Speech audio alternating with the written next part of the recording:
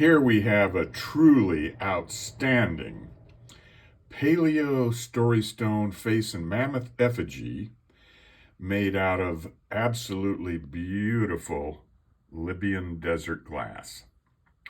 Now, this is a Paleo biface, by the way. It's a Paleo biface, been flaked on both sides. Not only has it been flaked on both sides, but the entire surfaces have been ground, especially around the perimeter.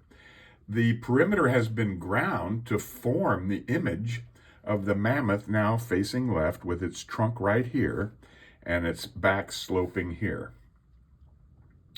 Just an outstanding mammoth effigy in Libyan Desert Glass. Most Libyan Desert Glass, by the way, that's found on the surface are Paleo artifacts. They're Paleo face and mammoth effigies. Just like this one here, although this one is a bit unusual because it is a Paleo biface. So it's been flaked on both sides, and then you can see the surfaces have been ground.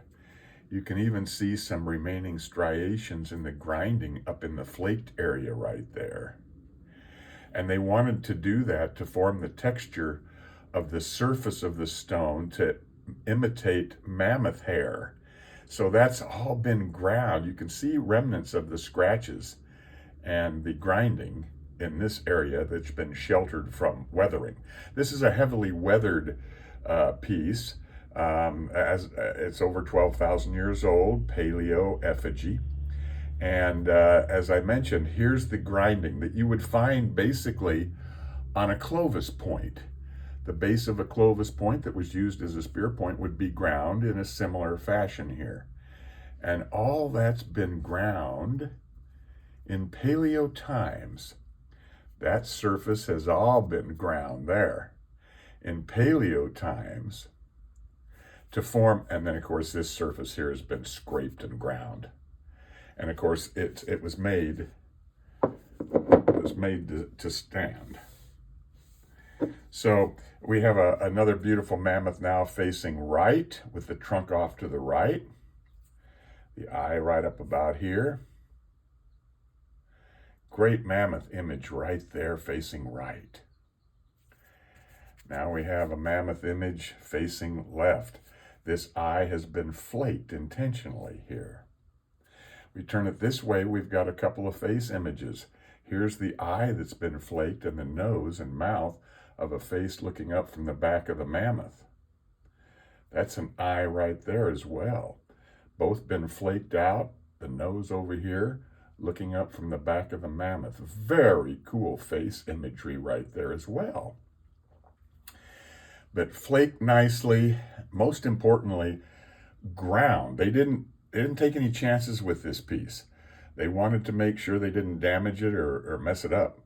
And they actually made the perimeter to image the mammoth images and faces by grinding the stone. You see it's heavily patinated, and there's really no modern damage or work on it. If there was, there's a little modern chip right there.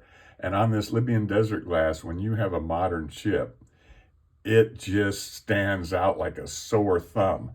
There's a modern chip right here, and you can see how it's real super glossy. But there's just a few flea bites on this, few flea bite modern chips. Otherwise, it's all ancient surfaces, nothing modern at all. And we have a great mammoth now facing left, the face looking up from the back of the mammoth. And then we have another great mammoth image now facing right. That's all been abraded. This whole surface has. And then, of course, we have the mammoth image, real nice one right there now, facing left. And look at all that great orange patina. Just an outstanding Libyan Desert Glass Paleo biface story stone face and mammoth image effigy from the deserts of Egypt that border on Libya. Libyan Desert Glass Paleo effigy.